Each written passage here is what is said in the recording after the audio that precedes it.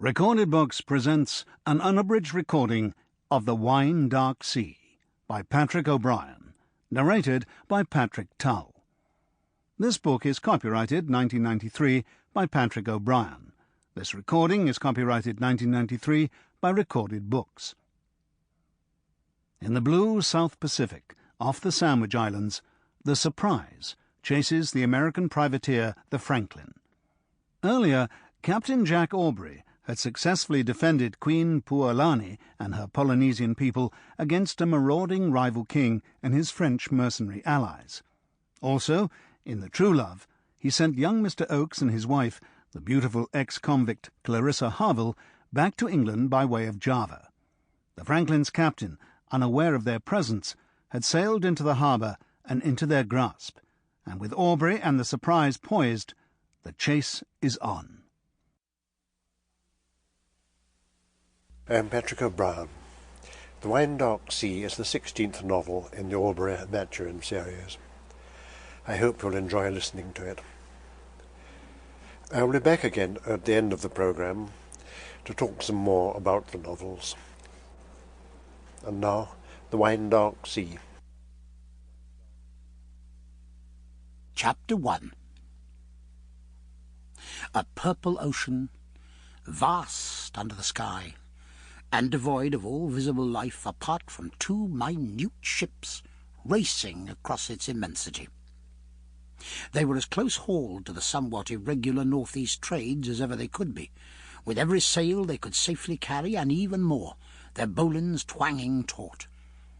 They'd been running like this day after day, sometimes so far apart that each saw only the other's topsails above the horizon, sometimes within gunshot. And when this was the case, they fired at one another with their chasers. The foremost ship was the Franklin, an American privateer of 22 guns, 9-pounders, and her pursuer was the Surprise, a 28-gun frigate formerly belonging to the Royal Navy but now acting as a privateer too, manned by privateersmen and volunteers.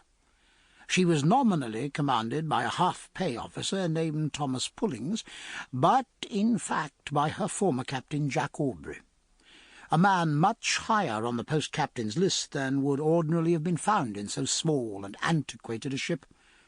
An anomalous craft entirely, for although she purported to be a privateer, her official, though unpublished, status was that of His Majesty's hired vessel Surprise. She had set out on her voyage with the purpose of carrying her surgeon, Stephen Maturin, to South America, there to enter into contact with those leading inhabitants who wished to make Chile and Peru independent of Spain.